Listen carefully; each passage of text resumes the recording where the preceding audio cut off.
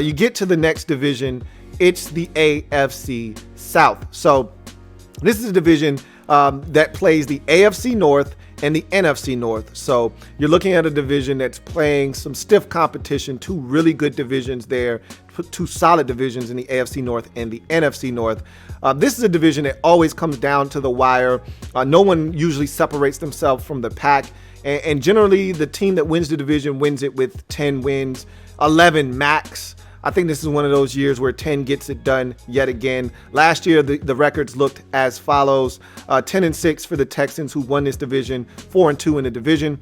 Titans followed up at 9-7. They qualified for the postseason with a 3-3 mark in the division, and we all know that they were able to make it all the way to the AFC Championship game. The Colts finished 7-9 last year in what was a disappointing season, with some injuries really affecting their season, especially at the quarterback position. I think they kind of soured on Jacoby Brissett after last year as well, which is why they went out, drafted a quarterback in Jacob Eason, and also went out and signed Phillip Rivers in free agency. They were 3-3 in the division as well.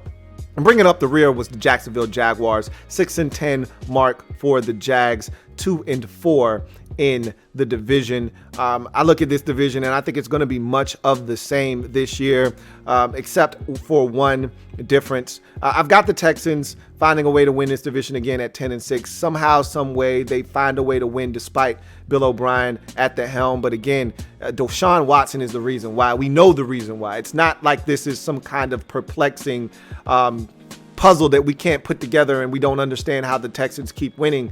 It's simple. Number 4 is the reason they keep finding ways to win double-digit games and win the division and host a playoff game. And I don't think 2020 is going to be any different. Deshaun Watson, despite missing his main man and his partner in crime, Nuke Hopkins, is going to find a way to get it done, because that's what elite quarterbacks in this league do. They will their team to victories. Watson is going to do it again. They're going to finish 10-6, and that's going to be good enough to win the division. The Titans, last year, to me, they're one of these teams every year. Not just last year or the year before that. I think every year they're one of those teams that easily could go 10-6 or 6-10, but somehow they managed to finish 8-8 or 9-7.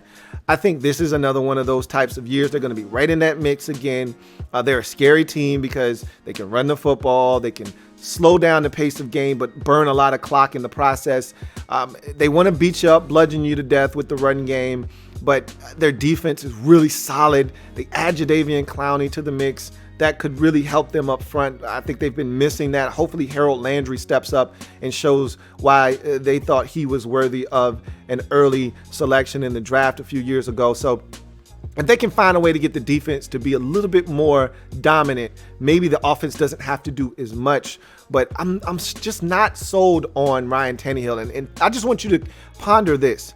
They're one Ryan Tannehill injury away from having to turn over their entire roster to Logan Woodside. I mean, how am I supposed to feel about that? Like, this is where you run into that territory of, man, I wish we still had Marcus Mariota. And I get it.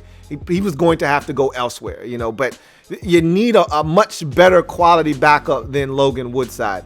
And so I've seen Ryan Tannehill. I know what he looks like. They feel like they've got a guy that's turned the corner, that gets it now.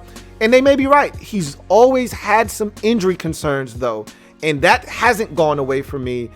And I just can't see the Titans repeating the success of last season. I've got them going 7-9 this year, and so I got them taking a little bit of a step backwards. You get to the next team in the division. It's the Indianapolis Colts, and this was a team that went 7-9 last year. A little disappointing, but this year they've retooled their quarterback position. They got Phillip Rivers under center, and the beauty of Phillip Rivers under center, and this team could easily be 10-6, 11-5 this year if the ball bounces their way and they stay relatively healthy. And that's something they've failed to be able to do, especially at the receiver position with T.Y. Hilton and company. Last year, their Ohio State second-round draft pick wasn't able to stay healthy either. They've got to stay healthy at receiver, but if they can do that, they add a guy that I think, and we talked about, my man JP asked me about rookie receivers. This is another guy that I think could have a tremendous impact. Michael Pittman Jr., do not forget that name, was the first receiver taken in the second round. or the second one, I think, behind T. Higgins. Nonetheless, this is a guy that is going to be a stud for them. The exact type of receiver that Phillip Rivers has had tremendous success with throughout his career, whether you go all the way back to Vincent Jackson, or you look at any other big wide receivers that he's just thrown the football up to and had guys go make plays for him. This is another guy that can do that. And so when you look at the way they've set that football team up to run the football, they add the Wisconsin back into the mix to go along with Marlon Mack. That's a hell of a 1-2 punch. That offensive line is as good as there is in the game in terms of blocking in the run game. They're going to go play action fake and allow Phillip Rivers to drive it down the field. I think this Colts team could be dangerous. Defensively, they add Defoe up front to a defense that was already solid, not great, but really solid, and were able to get after the quarterback last year. I think they're going to be better defensively this year.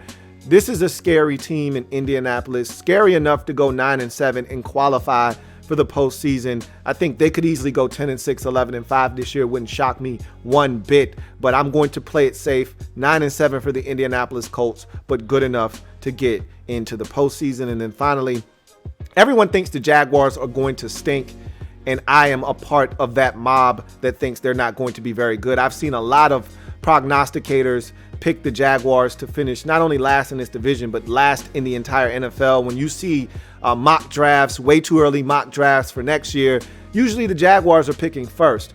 I tend to agree with that. I don't think they're going to be a very good team. I told you I wasn't a huge Gardner Minshew fan last year. Well, he won me over just a tad bit last year with his play, but he's still Gardner Minshew in my mind, and I just can't see him being a starting quarterback in this league. I could be wrong, and he could actually tear it up this year with a year of being the starter and getting all the first-team reps. He could take a monumental step forward.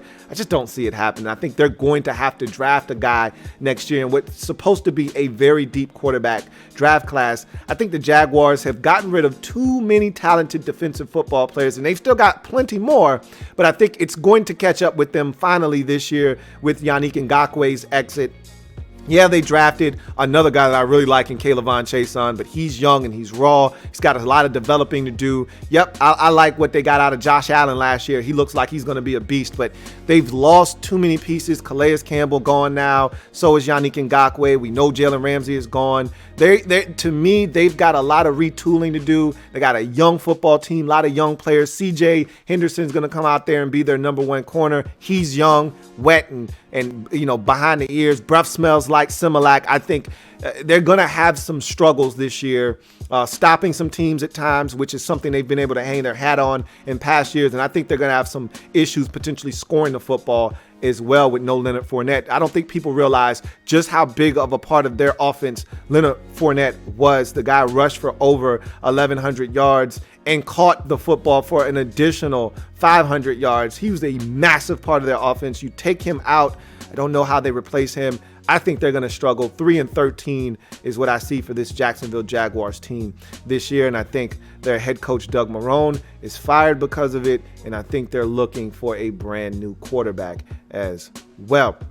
So that's the AFC South. I've got the Texans winning the division at 10-6. I've got the Indianapolis Colts coming in second at 9-7. Both of those teams qualify for the postseason. Meanwhile, I've got the Titans finishing third at 7-9, and the Jags bringing up the rear at 3-13. LouieTeeNetwork.